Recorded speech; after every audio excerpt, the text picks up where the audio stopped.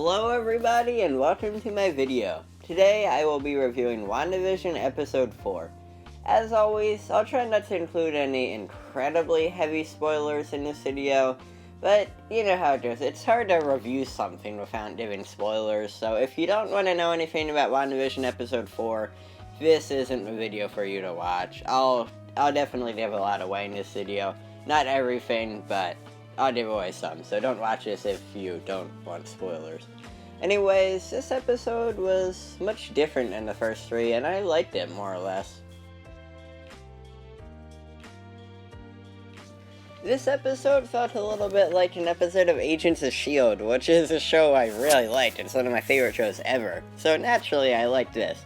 It was great seeing what S.W.O.R.D. is up to and learning more about it, because I think it was at the end of Spider-Man Far From Home, we saw a little bit with Nick Fury there, so we were like, what are they up to? So it was cool seeing a little bit of what they're doing now, and how they've been established as, like, S.H.I.E.L.D. So that was cool. Also, this episode had a little bit of an interesting tone. To me, it felt kind of dark and scary, and maybe that's because Wanda's sitcom reality is all bright and happy and quote-unquote perfect, but on the outside, when you actually look at it, it's not so good. It's really dark, because this is Wanda's reality, and it seems like we learned from this episode that there's real people in it, and this is hurting real people in their lives. So it's just darker. I feel kind of like a middle school English teacher looking for symbolism like that, but that's what I think the tone was for. I like seeing everyone coming back from a reverse snap. This is something that I would like to see in a lot of upcoming MCU content, and I was happy to see everyone come back from a snap in the hospital. It was really sad, too, though, seeing the impact of being gone for so long and seeing that impact it can have on someone with a loved one passing away and a person not being there to say goodbye. It's really a sad scenario. It's just an interesting topic with the MCU to see how people recovered from a snap, and I'm happy we're starting to see that here. We saw it a little bit in Far From Home, so I hope we can see more of that. I hope this isn't something they just talked about a little bit, because it seems like the MCU kind of swept that sadness under the rug, and I get it. It's not supposed to be a sad franchise. It's supposed to be about superheroes fighting stuff, but it can be really emotional, and I think the MCU didn't give that snap all the credit it deserves as being sad. Jimmy Woo has always been a character I liked, so I was happy to see him in this. It's also such a great callback to Ant-Man when Woo does the card trick when he meets Monica. Although, speaking of Monica, she's all grown up now since Captain Marvel, because she was a little girl in Captain Marvel.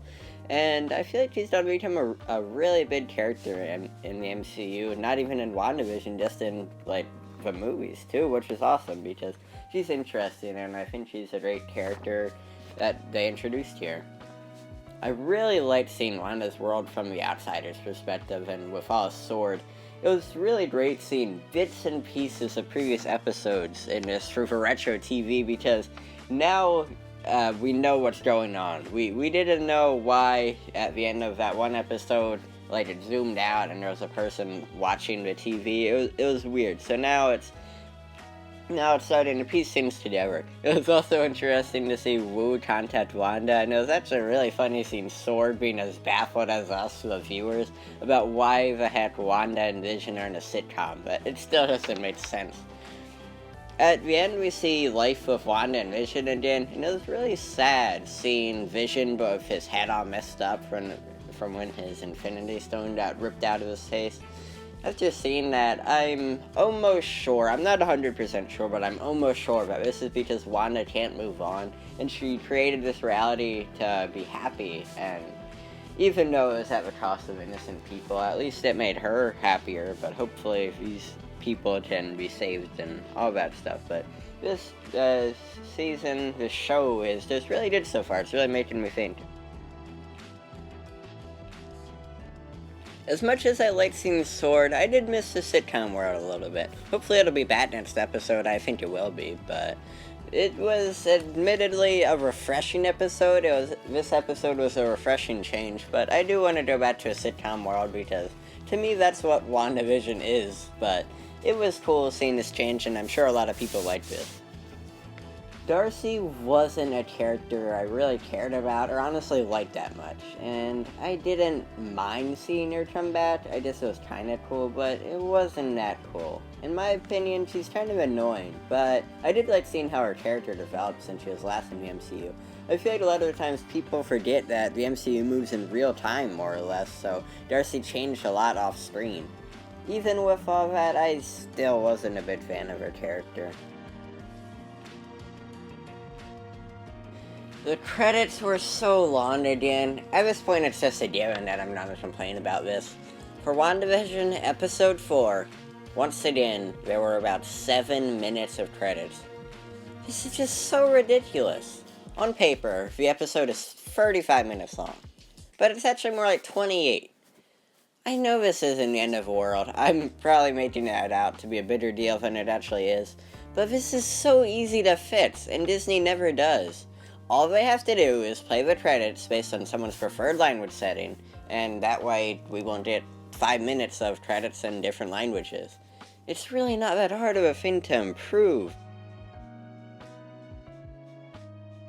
Anyway, besides the credits, of course, and a few other things, I liked WandaVision Episode 4. It was awesome seeing S.W.O.R.D., but I kinda missed the sitcom world. But, all things considered, I rate WandaVision Episode 4 a 9.2 out of 10.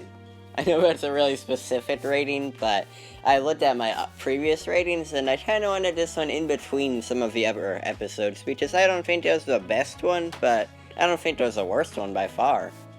So, thanks for watching, guys. Please like and subscribe if you enjoyed this video, because it would really mean a lot. Make sure to tell me if there are any movies or shows you'd like to see me review next, and I will see you in the next video.